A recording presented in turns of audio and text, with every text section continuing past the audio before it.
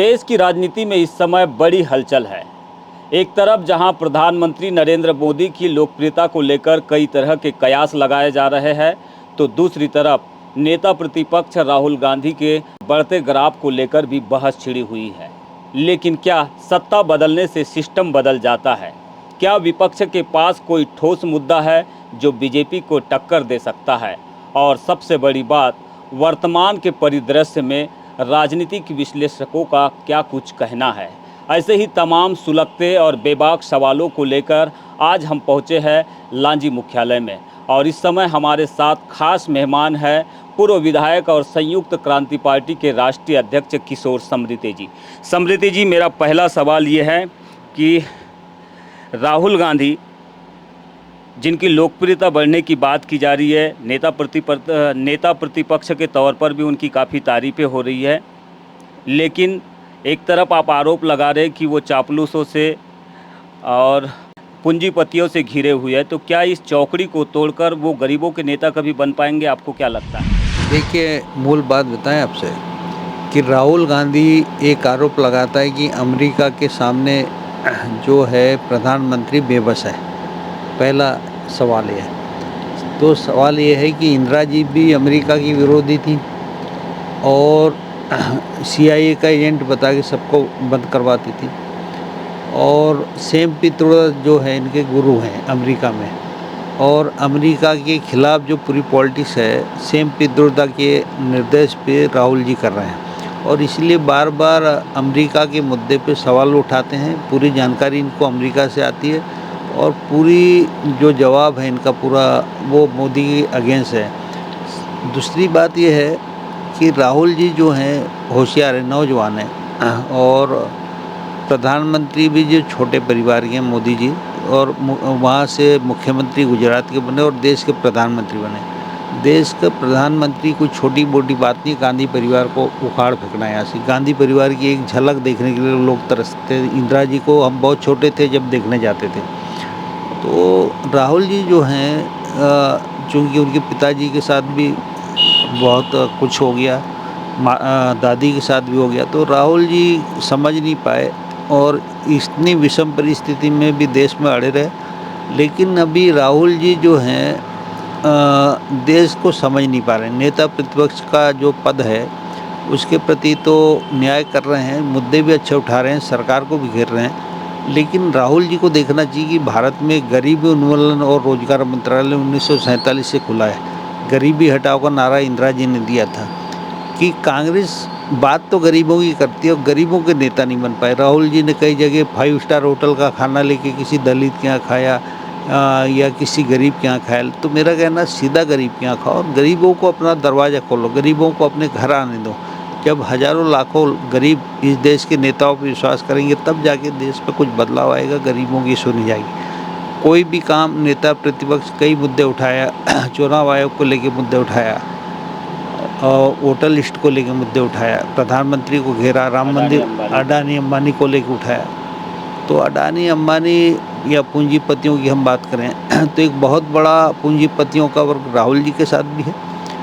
तो कुछ पूंजीपति बीजेपी के साथ है, प्रधानमंत्री के साथ है। तो सत्ता में तो कुछ जगह सपोर्ट भी करना पड़ता है और कुछ जगह विरोध भी करना पड़ता है। लेकिन मेरा इतना है कि राहुल गांधी की पदयात्रा से, जिस राहुल गांधी को लोग पप्पू कहते थे, उसकी छवि में सुधार आया, एक अच्छे नेता के रूप में आया। और 14 साल में प्रधानमंत्री जरूर घर घर मोदी, हर हर मोदी, मोदी है तो संभव है का नारा देके देश में आए, लेकिन प्रधानमंत्री पद के साथ न्याय नहीं कर पाए।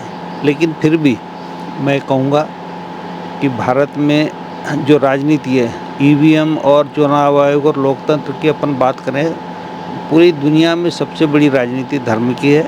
और धर्म की राजनीति को उसने क्या किया है, मोदी जी ने बैकबोन पकड़ लिया। और सबसे ज़्यादा संख्या आपने देखा होगा मंदिरों की है और मंदिरों के समर्थकों की है। तो जितने मंदिर और मंदिर के समर्थक वोट करेंगे उतने मोदी जी जाएंगे। तो राहुल जी को पहले मंदिरों के जो वोटर हैं उसको अपने पक्ष में करने की बात करना चाहिए। उसके बाद मस्जिद, गुरुद्वारे, चर्च, ये तो राहुल जी के साथ हैं ही। तो जब तक मंदिरों का जो डिवीज़न नहीं होगा तब तक राहुल जी के लिए दिल्ली पहुंच पाना बहुत मुश्किल है, और इतना आसान नहीं दिल्ली पहुंच पाना। आपने कहा कि देश में गुरुद्वारों, चाहे मस्जिदों हो, चाहे चर्च हो, इन सबसे कहीं गुना मंदिरों की संख्या है, इसीलिए मोदी जी को इसका लाभ मिल रहा है। तो लेकिन क्या आपको ऐसा लगता है कि देश का जो हिंदू वोटर है, बहुसंख्यक वोटर है, वो केवल मंदिर और मुस्लिम विरोध में वोट कर रहा है, उसको विकास और रोजगार से कोई मतलब नहीं है? आपको क्या लगता है? देखिए एक बात बोलें, अगर इस देश में विकास और रोजगार की बात की जाती है तो फिर हमें अमेरिका से मदद की ज़रूरत नहीं पड़ती, रसिया से मदद की ज़रूरत नहीं पड़ती। हमारे 1 साल बाद ब्रिटेन से चाइना आज़ाद हुआ। माओ त्से-तुंग एक ही बार रसिया गया, लेकिन चाइना आज दुनिया में कहाँ है? और हमारे प्रधानमंत्री ने 200 देशों की 195 देश हैं संयुक्त राष्ट्र संघ में, उससे ज़्यादा यात्रा की, लेकिन देश में बदलाव नहीं आया।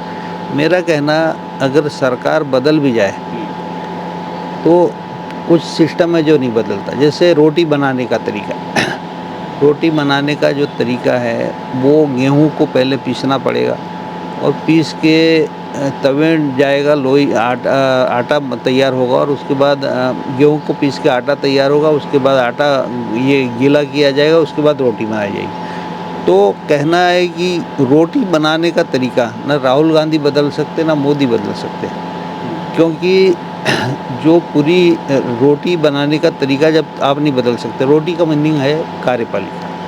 कार्यपालिका इस देश में अंग्रेज़ों के समय भी ज़्यादती की, कांग्रेस के समय भी ज़्यादती की और मोदी के समय भी ज़्यादती की। कांग्रेस के समय नसबंदी की, नोटबंदी की, इस समय भी नोटबंदी मोदी के समय की, और मतलब आप समझ लीजिए कई तरह का एक पास किया 370, ये सब मणिपुर में भी सब हो रहा है। तो मेरा कहने का मतलब है कि जो बीजेपी है और राहुल गांधी है, मतलब प्रधानमंत्री और राहुल गांधी, तो राहुल गांधी को इतनी सी बात सोचना चाहिए कि एक ऐसा आदमी छोटे परिवार में पैदा होगी, गुजरात का मुख्यमंत्री बनके, और फिर हमको सत्ता से उखाड़ फेंका, जिसके घर के 2 किलोमीटर पे भी प्रधानमंत्री का निवास नहीं है, संसद भवन नहीं है, 700 किलोमीटर दूर से आके आपको उखाड़ा। तो आपको अपना करना चाहिए। एक बहुत छोटे परिवार का आदमी कैसे बनेगा, और आप इतने बड़े परिवार के जिसमें 2-2, 3-3 प्रधानमंत्री और आप सड़क पे आ गए, तो एक बड़ी चुनौती है। तो इसके लिए राहुल गांधी और गांधी परिवार को सोचना चाहिए, कांग्रेस को सोचना चाहिए कि देखिए एक बहुत बड़ी पार्टी लेकिन गरीबों की पार्टी नहीं बन पाई, जबकि मोदी 14 साल में सभी वर्ग के नेता हैं, धर्म के भी नेता हैं, गरीबों के भी नेता हैं, नौजवानों के नेता। तो ये बड़ा फर्क बदला है जिसको बदलने की जरूरत है। ये भी हम देखते हैं कि राहुल गांधी ने भारत जोड़ो यात्रा के माध्यम से लोगों के बीच पहुँचे, संविधान बचाओ के नारे दिए और तमाम तरह के उसने कई ऐसे मुद्दे उठाए, जिसके बाद कई सारे लोगों का उनके तरफ झुकाव भी मुड़ा है। बावजूद इसके आप ये तल्ख टिप्पणी कर रहे हैं, क्या वजह है कि वर्तमान में भी कांग्रेस बीजेपी का मुकाबला करने लायक नहीं लगती है? देखिए एक बात सुनिए, किसी की तल्ख टिप्पणी या किसी नेता के बारे में बुरा बोल के या किसी धर्म के बारे में बुरा बोल के थोड़ी देर की क्या किया जाता है, लोकप्रियता हासिल की या चर्चा का विषय बनता है, लेकिन जो वोट चुनाव है वो वोटों से जीता जाता है।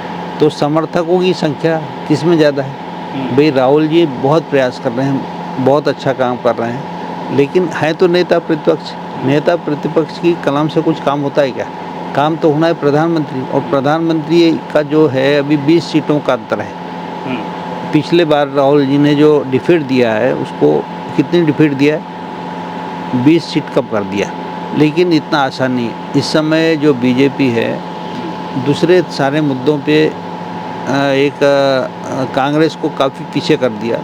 तो राहुल जी को सोनिया जी से अपने परिवार में सीखो। सोनिया जी का कार्यकाल था, सोनिया जी ने अटल जी की सरकार उखाड़ के की थी, वही काम राहुल जी को करना चाहिए कि भाई मोदी जी का कैसे मुकाबला करें, उस पर अध्ययन करें। अब तुम देखो बीजेपी वाले तो बड़े निरीह प्राणी, श्यामा प्रसाद मुखर्जी नेहरू जी के मंत्रिमंडल के मंत्री, उसको अपना नेता मान लिया। क्या कहना चाहिए, सरदार वल्लभ भाई पटेल नेहरू जी के गृह मंत्री, उसको उनने अपना नेता मान लिया। तो तुम भी कुछ करो ताकि बीजेपी की अमित शाह को नेता मान लो या किसी को नेता मान लो। तो मेरा कहना है कि बीजेपी से सीखो कि कैसे कुछ किया जाता है। तो ये बड़ा बदलाव लाने की ज़रूरत है, बड़ी परिवर्तन लाने की। आपने बड़ा एक दिलचस्प उदाहरण दिया, बड़ा सुंदर उदाहरण दिया कि गेहूँ किसी भी सरकार में पीसे रोटी तो वैसी ही बनेगी। लेकिन आपको कहाँ ऐसा लगता है कि जो कार्यपालिका है वो कांग्रेस के समय में भी वैसी ही थी, बीजेपी के समय में भी वैसी? क्या आपको लगता है कि सिस्टम को बदलने के लिए कुछ नए तरीके अपनाने की ज़रूरत है, चाहे वो बीजेपी की सरकार हो या फिर सत्ता परिवर्तन के माध्यम से कांग्रेस की सरकार? देखिए, एक बात सुनो, भारत में सरकार कौन चलाता? प्रधानमंत्री चलाता है। प्रधानमंत्री के पैरेलल होता है कैबिनेट सचिव, गृह मंत्री के पैरेलल होता है गृह सचिव, राज्यों में मुख्यमंत्री के पैरेलल होता है मुख्य सचिव, जिले में सांसद के पैरेलल होता है कलेक्टर। तो जब तक ये नौकरशाही आपके कंट्रोल में रह रहेगी, भाई जनता और नौकरशाही के बीच में क्या टकराव होता है? जनता का नेता बोलता है ये काम हो जाएगा, नौकरशाही बोलती है नहीं ये नहीं होगा, ये नहीं है हमारा। तो नौकरशाही और जनता के बीच में टकराव है और इसी को बदलने का काम आपको करना है। और जब तक नौकरशाही पे आप बाबा साहब ने इतना बड़ा कॉन्स्टिट्यूशन लिखा, कॉन्स्टिट्यूशन को गलत तरीके से पढ़ के गलत तरीके से लागू करने का काम नौकरशाही गलत इम्प्लीमेंट, जबकि उसने जनता के लिए लिखा पूरा। ठीक है, बहुत पढ़ा लिखा आदमी है, लेकिन नौकरशाही गलत काम करी, संविधान के विपरीत काम करी। उनको क्या करना चाहिए? जो सेंट्रल एक्ट बना है संविधान के तहत उसमें काम करना चाहिए। वो काय में काम कर रही है? कॉन्स्टिट्यूशन में काम कर रही है। कॉन्स्टिट्यूशन में कौन काम करेगा? प्रधानमंत्री करेगा, राष्ट्रपति करेगा। तुम तो नौकरशाह हो। तो राहुल जी का जो काम है, देश के प्रधानमंत्री है। अभी आपने देखा होगा कि मध्य प्रदेश में कई राज्यों के मुख्यमंत्रियों पे करप्शन के आरोप हैं। इस देश में लोकपाल और लोकायुक्त राज्यों में कुछ काम नहीं कर रहे हैं। करप्शन को इशू बनाओ। भाई, इस देश में बोफोर्स एक बड़ा इशू लाया था बीजेपी ने और राजीव गांधी की सरकार उखाड़ फेंकी। राम मंदिर में चोरी हो गई, राहुल जी कुछ नहीं कर पाए। सारे मंदिर के ट्रस्ट भ्रष्टाचार के शिकार हैं। सारे केंद्रीय मंत्रियों पर भ्रष्टाचार के आरोप हैं। मध्य प्रदेश में देखो, कांग्रेस का जो अध्यक्ष है, पूरी की पूरी सीट मध्य प्रदेश में कांग्रेस हार गई, राज्यसभा भी कांग्रेस हार गई, लेकिन राहुल जी कुछ नहीं बोल पा रहे। तो इन सब चीज़ों पे राहुल जी को विचार करना चाहिए और एक अच्छा काम करना। दूसरी बात आपको बता दूं कि भारत में सबसे बड़ी कमजोरी है, इस देश का सबसे कमज़ोर कोई कानून है तो उपभोक्ता कानून है। सबसे ज़्यादा जनता यदि लूट की शिकार है तो मतलब गरीब जनता है, दुकानदारों से, व्यापारियों से, क्योंकि उपभोक्ता कानून यहाँ कमज़ोर है, इसके लिए बात नहीं होती। तो यहाँ की सरकारों ने जनता को लूट की छूट दे रखी है और उपभोक्ता कानून को कमज़ोर बनाया।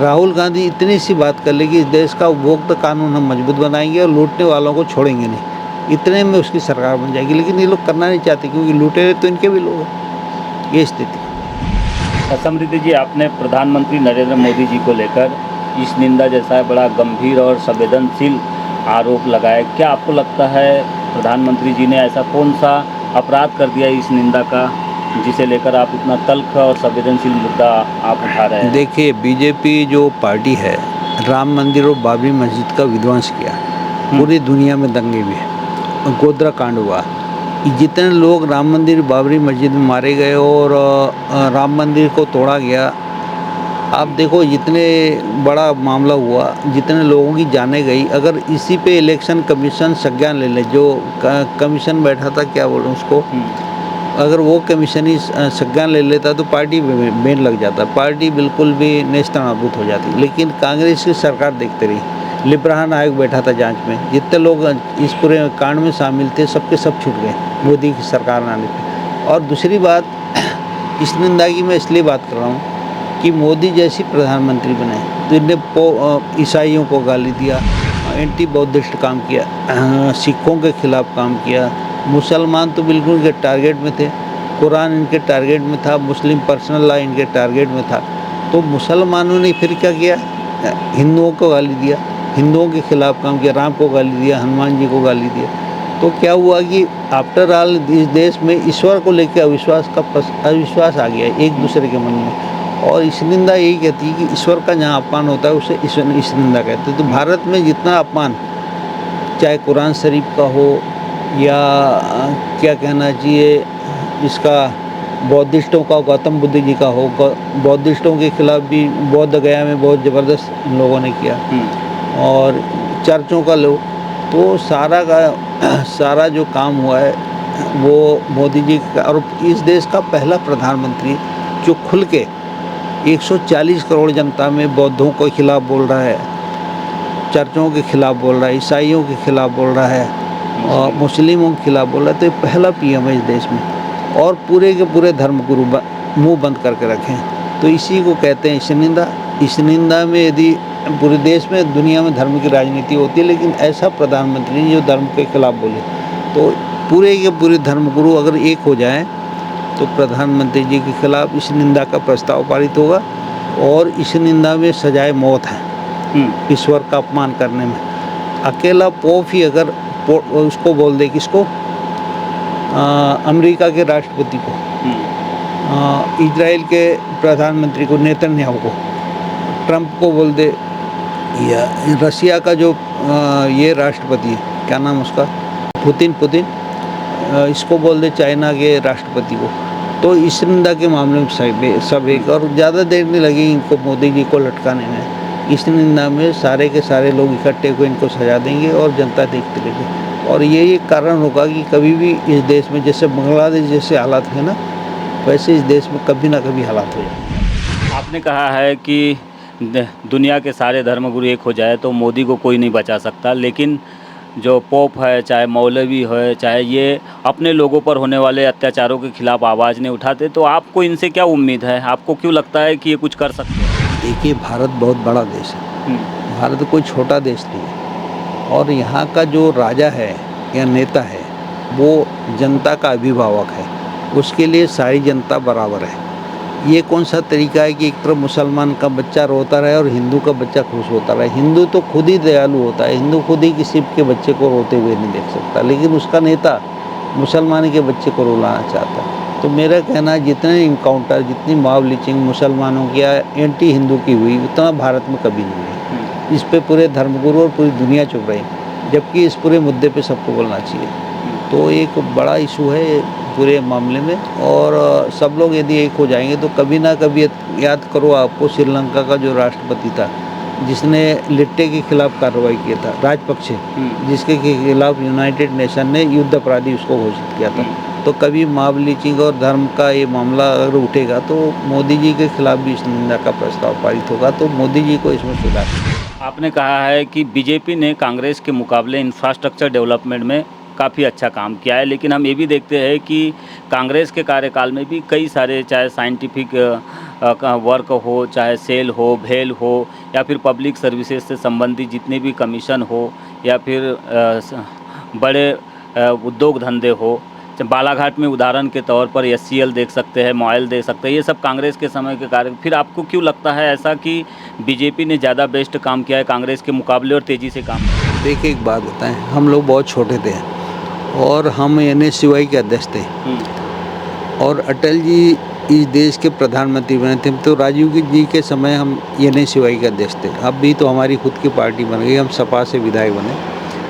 तो जिस समय हम प्रचार करने जाते थे गाड़ी में पीछे बैठ के, तो पूरा धूल से भर के आते थे। एक छोटा सा बिल्कुल परिपक्व उदाहरण दे रहा हूँ मैं। लेकिन जब अटल जी की सरकार आई तो प्रधानमंत्री सड़कें भी न बनी। क्या कांग्रेस नहीं बनवा सकती थी गाँव में सड़कें? लेकिन कांग्रेस ने जानबूझ के लोगों को पीछे किया। दूसरा, आपने देखा होगा नक्सलवाद में बीजेपी ने बंदूकों के जोर पर नक्सलवाद ख़त्म किया, जो अभी ख़त्म भी नहीं हुआ है, कागजों में ख़त्म हुआ है। मैंने इसके खिलाफ पिटीशन लगाई।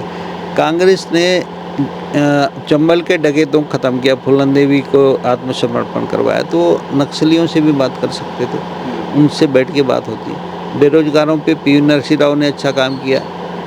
तो इस देश में औद्योगिकरण भी कांग्रेस कर सकती थी, लेकिन बीजेपी ने जो काम किया, बीजेपी ने, देखो आप, सबसे ज़्यादा पोर्ट बनाए, सबसे ज़्यादा क्या कहना चाहिए, हवाई अड्डे बनाए, सबसे ज़्यादा नेशनल हाईवे बनाए, सबसे ज़्यादा मेडिकल कॉलेज बनाए। तो क्या है कि बोलने में नहीं लगता, लेकिन जो विजन है बीजेपी का कांग्रेस से फास्ट है। कांग्रेस के लोग भी अच्छे हैं, बुरी बात नहीं, कांग्रेस ने भी अच्छा काम किया, लेकिन कांग्रेस का स्लो डिसीजन उसको लेके डूबा है। उसको निर्णय लेने की जो उसकी क्षमता है वो कमज़ोर है, उसको फास्ट करना चाहिए। चाहे नेता प्रतिपक्ष राहुल गांधी हो या फिर प्रधानमंत्री नरेंद्र मोदी हो, दोनों को आपने अलग अलग सलाह दी है।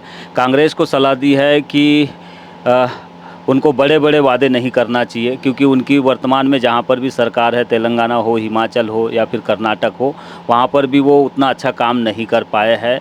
तो क्या कांग्रेस ने अब तक स्टंट किया है, वो बड़े मुद्दों पर ठीक से काम नहीं किया है, या जनता से जो वादे किए वो नहीं कर पा रहे हैं? और मोदी के संदर्भ में आपने कहा है कि 14 साल से वो प्रधानमंत्री है लगातार, और लगातार वो काम करते जा रहे हैं, लेकिन धर्म की राजनीति की वजह से उनको काफ़ी नुकसान हो रहा है। तो आपने इनसे बचने की सलाह दी है। ये 2 महत्वपूर्ण सलाह आपने किन तथ्यों के आधार पर दी है? किस आधार पर आपने ये सलाह दी है प्रधानमंत्री को और नेता प्रतिपक्ष? देखो, भारतीय जनता पार्टी का जो गठन हुआ है राम मंदिर के मुद्दे पर हुआ है, यानी मंदिर बनाने वाली पार्टी, धर्म का फैलाने वाली पार्टी, सारे बाबाओं को लाके हिंदुओं के लिए प्रवचन देना और मुसलमानों को आकर्षित करना। मैंने अभी उसकी शिकायत भी किया हूँ, जो पार्टी का राष्ट्रीय अध्यक्ष है, क्या नितिन नवीन, कि कितने बाबा और कितने इसको लाके उसने किया। दूसरा, हमने राहुल गांधी को ये कहा है, ये लोग बीजेपी वाले रात दिन कहते हैं कि नेहरू ऐसा था। नेहरू बहुत बढ़िया था। नेहरू ने जो काम किया है अभी भारत में उसका मुकाबला नहीं। इंदिरा जी ने जो काम किया उसका मुकाबला नहीं है। और राजीव गांधी की भी हम बात करें तो राजीव गांधी ने C-DOT सिस्टम लाया है। जो टेलीफोन होता था बड़ा मुश्किल होता था बात करना, जो टेक्नोलॉजी जो लाई है, टेक्निकल जो चीज़ें लाई है वो राहुल जी ने लाई है। अपना क्या नाम है, राजीव जी ने लाई है। तो ये अच्छे पीएम थे। और नरेंद्र मोदी भी परिपक्व है, गरीबी से उठा हुआ है। तो आपने नरेंद्र मोदी को सलाह देते हुए कहा है कि उन्हें कार्यपालिका को टाइट करना चाहिए। आपको लगता है कि कार्यपालिका ठीक से काम नहीं कर रही है और धर्म की राजनीति से बाज आना चाहिए, और उनके आसपास के जो लोग हैं वो उनको समझा नहीं पा रहे, या खुद नरेंद्र मोदी जी नज़रअंदाज कर रहे हैं? उनको आपने सलाह दी है इस तरह? नरेंद्र मोदी अगर एक आदमी बदल दे, कौन? राष्ट्रीय सुरक्षा सलाहकार अजीत डोभाल ने कंधार विमान अपहरण अटल जी के शासन में कराया था, मालूम है आपसे? और उसी से अटल जी की सरकार के इंडिया सैनिक पूरा धुल गया इसका। तो अगर अजीत डोभाल को हटा के कुछ नए लोगों को ले आए तो, और कार्यपालिका में सीधा प्रवेश जनता का अगर होने लगे कि भाई कभी भी कलेक्टर से मिल सकते हैं, कभी भी चीफ सेक्रेटरी से मिल सकते हैं, चुनाव आयोग से मिल सकते हैं, ये अगर रास्ता आसान बना दे तो जनता मोदी के सामने किसी को नहीं चुनेगी, आपको बता रहा हूँ। तो लेकिन अभी भी कार्यपालिका में किसी कैबिनेट सेक्रेटरी से मिलना प्रधानमंत्री से मिलने से कठिन है। चुनाव आयोग के मुख्य चुनाव आयोग से मिलना प्रधानमंत्री से मिलने से कठिन। तो ये आसान करना चाहिए रास्ते। समझती जी, आपने देश और दिल्ली से जुड़े राजनीतिक मुद्दों पर और कार्यपालिका से जुड़े मुद्दों पर आपने गंभीर सवाल उठाया है, लेकिन बालाघाट से जुड़ा मेरा एक सवाल है कि बालाघाट में हेल्थ सिस्टम को आप किस तरह से देखते हैं? जिस तरह का हेल्थ क्राइसिस यहाँ पे देखने मिल रहा है, गरीब वो इलाज के लिए मोहताज है, चाहे सरकारी अस्पताल हो चाहे प्राइवेट हो। सरकारी अस्पतालों में डॉक्टर नहीं है, और जो निजी अस्पताल है उनमें उनकी हैसियत नहीं है इलाज कराने की। दूसरी ओर एक मल्टी स्पेशलिटी हॉस्पिटल का ही मुद्दा आया था सरदार पटेल का, जहाँ पर बड़े बड़े दावे किए जा रहे थे। एक बच्चे की उंगली का ऑपरेशन हुआ और वो कोमा में चला गया। ये मुद्दा काफ़ी गंभीर है, जिसमें 2 डॉक्टरों पर FIR भी हुई, लेकिन अभी तक सरकार हो या फिर प्रशासन हो उस हॉस्पिटल पर शिकंजा नहीं कस पाया है। इस मुद्दे पर आपकी क्या राय है? देखो, मैं तुम्हें एक छोटा सा उदाहरण बताता हूँ। जबलपुर में तेजाब कांड हुआ था। 2 छोटे बच्चियों पे तेजाब डाल दिया था चांसोरिया ग्रुप ने। राजीव गांधी देश के प्रधानमंत्री, राजीव गांधी प्रधानमंत्री दिल्ली से प्लेन से जबलपुर आए, उन बच्चियों के उनके परिवार से मिले, सारा अपना कार्यक्रम स्थगित करके। ये घटना से ये सीख मिलती है कि भारत के प्रधानमंत्री जो मोदी जी हैं, दुनिया के देशों की यात्रा को छोड़ के सारा प्रोग्राम स्थगित करके बालाघाट ज़िले में दिवाकर सिंह के द्वारा जो चलित जो मेडिकल कॉलेज है, उसमें जो बच्चा कोमा में पड़ा हुआ है पिछले 2 महीने से मैं देख रहा हूँ, तो उसको 100 दिन से ज़्यादा हो गए। तो प्रधानमंत्री स्वयं आके उस बच्चे का हालचाल जाने और देखे कि बच्चा क्यों कोमा में, और प्रधानमंत्री इसका इलाज करवा दे। तो प्रधानमंत्री दूर की बात है, मुख्यमंत्री कम से कम आए। मुख्यमंत्री तो उसके यहाँ पैसा जमा करने आता है, दिवाकर सिंह के यहाँ, उससे उसका संबंध है पैसों के लेन देन के। तो मुख्यमंत्री तो कभी आके नहीं देखा, और जिस दिन वो बच्चा कोमा में गया मुख्यमंत्री ने बालाघाट आना बंद कर दिया, उसका अस्पताल में भर्ती।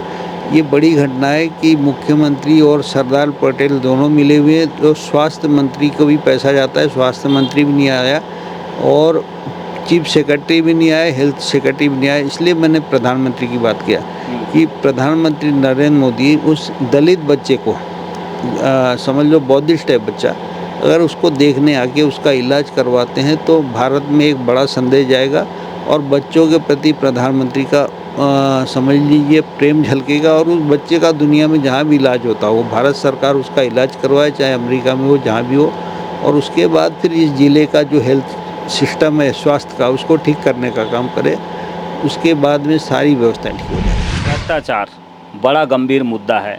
हमने देखा है कि 2014 के बाद मोदी जी की सरकार बनी केंद्र में, उसके बाद जितना भी पैसा बालाघाट में आया है, इसको आप किस तरह से देखेंगे? और इन पूरे मुद्दे पर लेकर जिस भी इंफ्रास्ट्रक्चर डेवलपमेंट में जो भ्रष्टाचार दिख रहा है या फिर जल जीवन मिशन में भ्रष्टाचार दिख रहा है, इसे लेकर आप क्या कुछ कदम उठाएंगे आगे? क्योंकि आपने पहले भी इन मुद्दों पर कई बार सवाल उठाए। देखिए एक बात बोलें,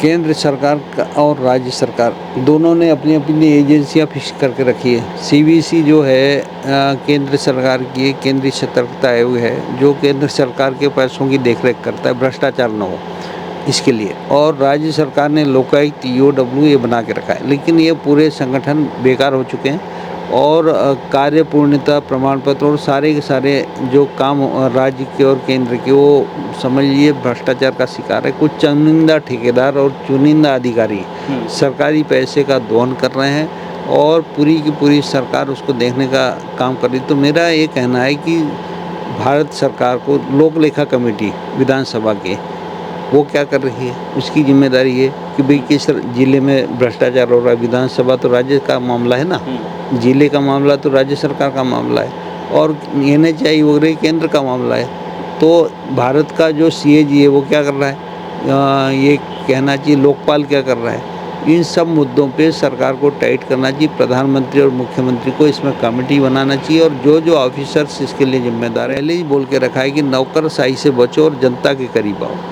यदि जनता के करीब आओगे तो जनता आपको सिर पे बिठाएगी और नौकरशाही के करीब जाओगे तो गड्ढे में जाओगे। तो पहले मनमोहन सिंह ने भी नौकरशाही को खूब बिठाया, खूब IAS नौकरी छोड़ के मंत्री बने। वही काम मोदी जी कर रहे हैं कि IAS और IPS नौकरी छोड़ के मंत्री बन रहे हैं। तो अगर ये काम IAS और IPS करेंगे तो जनता के साथ शोषण होगा, सरकारी पैसे का दुरुपयोग होगा और सरकार जिस स्थिति में आके पड़ी हुई है मुझे लगता नहीं कि बहुत अच्छा कोई काम हो रहा है और जनता खुश है। और अपोजिशन इस पूरी अफवाह को फैलाने का काम करता है। तो अपने काम में सुधार करो, जनता को न्याय मिले ज़्यादा से ज़्यादा। डीजल पेट्रोल ऑयल और गैस पे सरकार अपोजिशन और सत्ता पर दोनों बात करते हैं, दोनों फेल हो गए। तो मेरा कहना है कि बालाघाट जिले को, अकेले बालाघाट की बात नहीं कर रहा हूँ, कलेक्टर का जो है जो प्रशासकीय स्वीकृति है वो पूरा पैसा खा जाते हैं संबंधित अधिकारी। तो इस पूरे मामले में सरकार को CBI जांच करानी चाहिए या न्यायाधीश की अध्यक्षता में कोई कमेटी बनाना चाहिए, तब जाके पूरी व्यवस्था बनेगी। तो ये थे हमारे साथ पूर्व विधायक और संयुक्त क्रांति पार्टी के राष्ट्रीय अध्यक्ष किशोर समृते, जिन्होंने बिना किसी लाग लपेट के देश की राजनीति को एक बेहतरीन आईना दिखाया है जो हैरान करने वाला भी है और आपको सोचने पर मजबूर करने वाला है। ऐसे में अब आपकी राय क्या है, आप इसका कैसे विश्लेषण करते हैं और इन विचारों से आप कितना सहमत है, मर्यादित रूप से हमें कमेंट्स बॉक्स में ज़रूर बताएं।